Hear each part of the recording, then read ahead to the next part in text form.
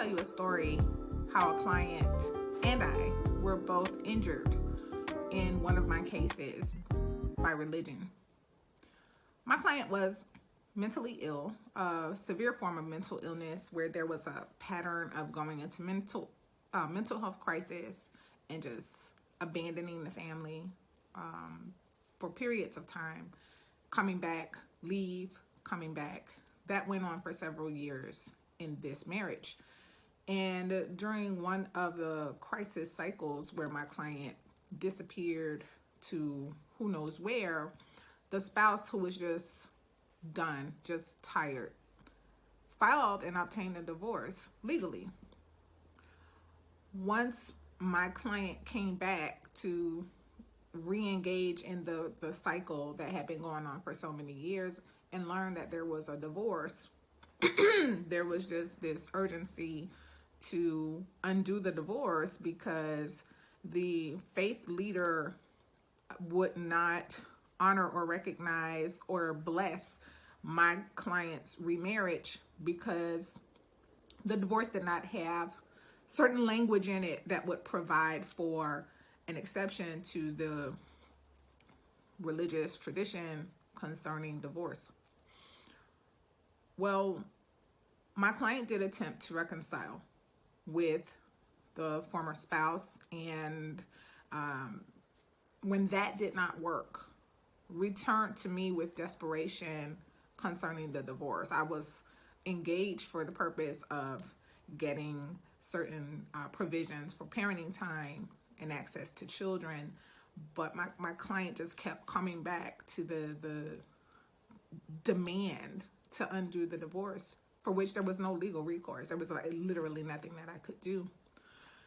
And because of the rigid rule of this faith community, my client's desperation coupled with the mental illness, it just convulged into a vicious personal attack on me.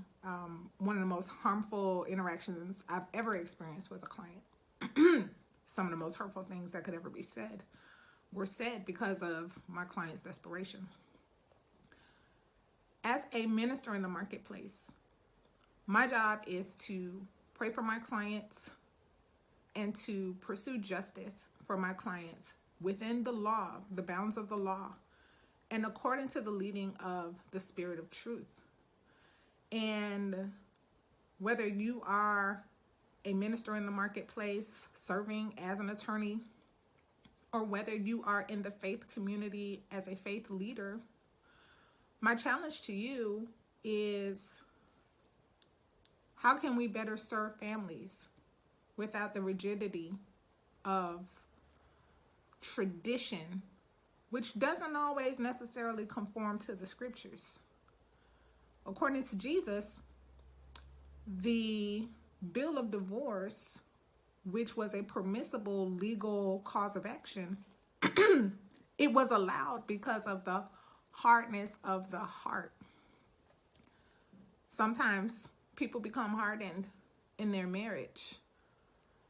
Our goal and our mission would be to reach that person and help them get on a course of healing so that they can begin to have tenderness of heart again towards their spouse, their family, their marriage.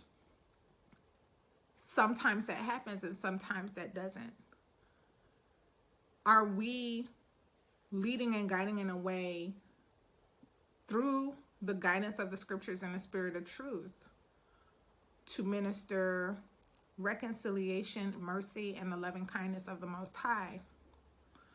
Or are we cornering people into a framework that leads to guilt, shame, and condemnation? We're all in this together.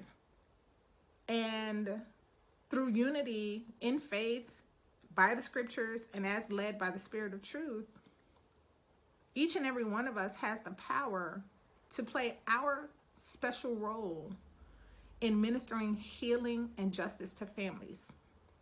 I'm Shar Selassie.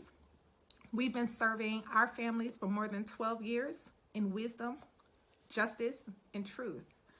And I am very blessed to be a part of the transformation of our families in today's world.